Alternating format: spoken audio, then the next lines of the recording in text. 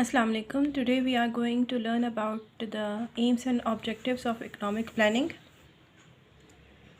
So the definition of economic planning is that Mrs. Barbara Wooten describes planning as a conscious and deliberate choice of the economic priorities by some public authority.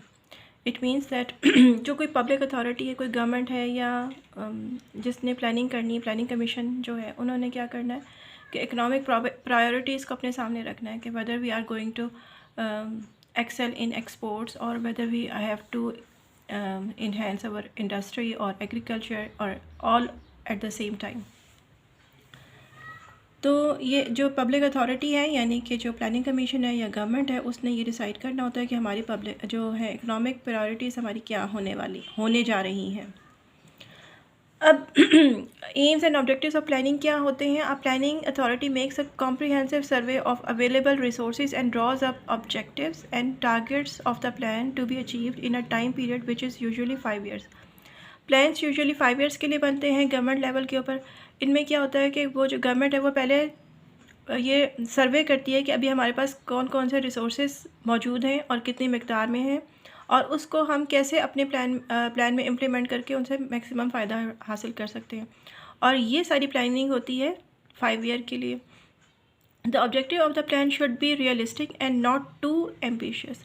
बहुत ज़्यादा आसमान से तारे तोड़ के लाने वाला प्लान नहीं होना चाहिए, रियलिस्टिक होना चाहिए। जैसे कहते हैं कि जी हम मुल्क को फ्रांस बना देंगे तो पेरिस बना देंगे या ऐसा बना देंगे, तो ऐसे तो हम नहीं बन सकते 5 साल में या इतने छोटे टाइम पीरियड में। तो हमें अपनी ज़मीन पर रहते हुए अपने हालात को बेहतर करना चाहिए।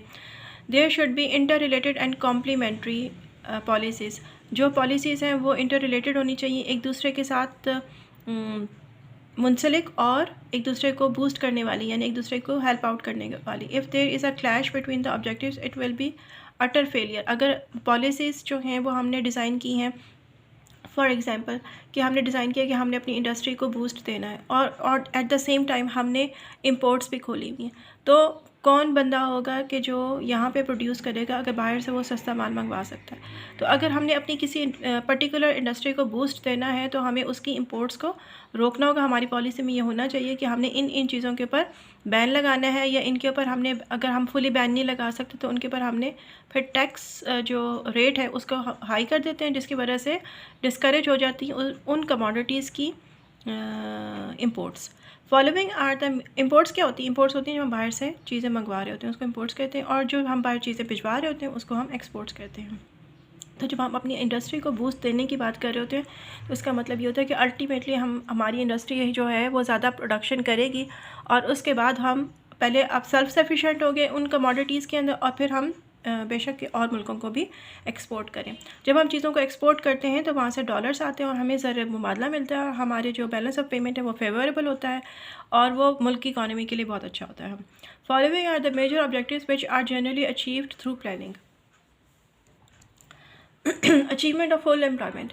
गवर्नमेंट की ये कोशिश होती है कि ज़्यादा से ज़्यादा एम्प्लॉयमेंट को अचीव किया जाए, यानी कि बेरोज़गारी को ख़त्म किया जाए। In case of less developed countries the main objective is to create employment opportunities by proper allocation of resources and reduce unemployment. वो कहते हैं प्रॉपर जो असासाजात हैं हमारे उनको हमने अलॉटमेंट करनी है, उनकी एलोकेशन करनी है। एग्रीकल्चर सेक्टर में कितने होने चाहिए या इंडस्ट्रियल सेक्टर में कितने होने चाहिए, और फिर इसके ज़रिए हमने अपनी अनएम्प्लॉयमेंट को दूर करना। Increase in national income. Planning का एक बहुत बड़ा ऑब्जेक्टिव या एम ये भी होता है कि हमने अपनी मुल्क की जो आमदनी है उसको बढ़ाना है। To utilize the resources in such a coordinated manner that there is a sizeable increase in national income. सारे रिसोर्सेज को इस तरह से आपस में कोऑर्डिनेट करना है कि हमारी जो नेशनल इनकम है उसमें एक काबिल दीद किस्म का इजाफा नज़र सामने आ सके। Reduction in income inequalities in income. Policies ऐसी होनी चाहिए कि जो माशरे में जो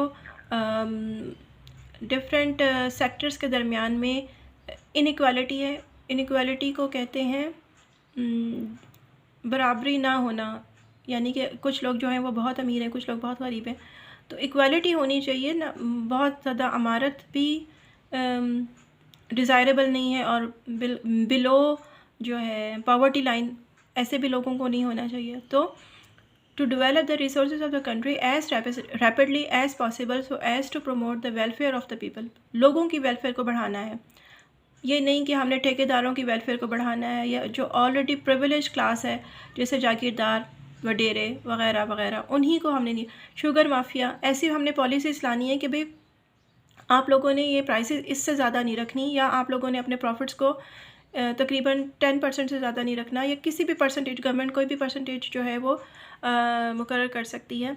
पिछले दिनों जब शुगर का क्राइसिस आया था तो स्टेट बैंक अदालत ने कहा था कि जो आप बताएं कि आपकी कॉस्ट क्या है शुगर को प्रोड्यूस करने की। तो उन्होंने जो शुगर मालिकान थे, शुगर मिल्स के मालिकान थे, उन्होंने बहुत बढ़ा चढ़ा के कॉस्ट उसकी बताई, तो जो कि सबको नज़र आ रहा था कि ये बढ़ाई चढ़ाई हुई है और ये इसकी कॉस्ट नहीं है। मगर ये काम अदालतों का नहीं है, ये गवर्नमेंट के जो रेगुलेटरी बॉडीज़ हैं जिसमें ये डिफरेंट उनके ऑफिसेस हैं, उनको ये करना चाहिए। ये अदालत नहीं, ये हुकूमत का काम है। अच्छा जी, provide living standard and social well, लोगों को वेलफेयर बढ़े, उनका लिविंग स्टैंडर्ड हाई हो और सोशल सर्विसेज भी उनको मिलनी चाहिए, यानी ये जो बिजली गैस पानी वगैरह। सिक्योर सोशल जस्टिस, माशरे में इंसाफ होना चाहिए, नज़र आना चाहिए और डिलेड नहीं होना चाहिए। Justice delayed is justice denied. तो जल्द अज जल्द रैपिड जस्टिस होनी चाहिए एंड इक्वालिटी ऑफ अपॉर्चुनिटी, हर एक को बराबर के मौके मिलने चाहिए आगे बढ़ने के लिए। ये नहीं कि अमीरों के बच्चे जो हैं वो बड़े स्कूलों में जाएं और फिर वहाँ से वो आला तालीम हासिल करके अंग्रेज़ी बोल के अच्छी जॉब्स पे सिर्फ वही बैठ जाएं, और जो गरीबों के बच्चे हैं वो सरकारी स्कूल में जाएं, ना वो इंग्लिश आराम से आसानी से बोल सकें, और ना ही उनके अंदर वो कॉन्फिडेंस लेवल होता है कि वो जो इंटरव्यूइंग बॉडी है उनको किस तरह से फेस करें। तो जब आप एक सेम एजुकेशन सिस्टम लाएंगे जो पूरे मुल्क में एक जैसा होगा, तो फिर ये इनइक्वालिटीज़ ख़त्म हो जाएंगी और सारे बच्चे जो हैं उनके पास इक्वल अपॉर्चुनिटी होगी किसी भी जॉब के ऊपर अप्लाई करने और उसको कैप्चर करने की, ताकि These aim at the widest and most equitable distribution of income and prosperity, जो लोग जो हैं उनकी आमदनी भी बढ़े और उनकी बहबूद भी हो जाए। सेल्फ सफिशेंसी इन फूड प्लानिंग का एक बहुत अहम हिस्सा ये है कि हमें अपने मुल्क की खुराक जो है उसके अंदर ख़ुद कफ़ील होना चाहिए। To keep food output growing faster than its population, so there should be an end to hunger and malnutrition. हमें अपनी जो ग़िज़ाई ज़रूरियात हैं उनको ज़्यादा तेज़ी के साथ बढ़ाना चाहिए as compare to population growth, ताकि मुल्क में से भूख और अफलास की ख़त्म हो सके और लोग जो अननरिश्ड रह जाते हैं, मेल नरिश्ड रह जाते हैं, वो उसका सदेबाब हो सके। Redressing imbalances in the economy, to reduce imbalances in the economy, if one sector say agriculture is developed and the other important sector industry is neglected, the country will not achieve maximum rate of development। अगर एक sector को हम पकड़ के बैठ जाएं कि भाई इंडस्ट्री के ऊपर ही हमने वो करना है, फोकस करना है और हमने एग्रीकल्चर को नहीं बढ़ाना या एग्रीकल्चर को बढ़ाना है, हमने इंडस्ट्री को हमने कोई मराहत नहीं देनी, तो इस तरह से इम्बैलेंस आ जाएगा। तो दोनों चीज़ों को साइड बाय साइड लेकर चलना चाहिए होता है। A good development plan should allocate resources in a manner that involves a profound transformation of entire economic structure। ऐसा होना चाहिए डेवलपमेंट प्लान के वो सारे के सारे जो है ना, ये ट्रांसफॉर्मेशन जो है ओल्ड ट्रांसफॉर्मेशन से निकल के न्यू ट्रांसफॉर्मेशन में जाए, इकोनॉमिक स्ट्रक्चर जो है वो चेंज हो जाए, सड़कें अच्छी हों,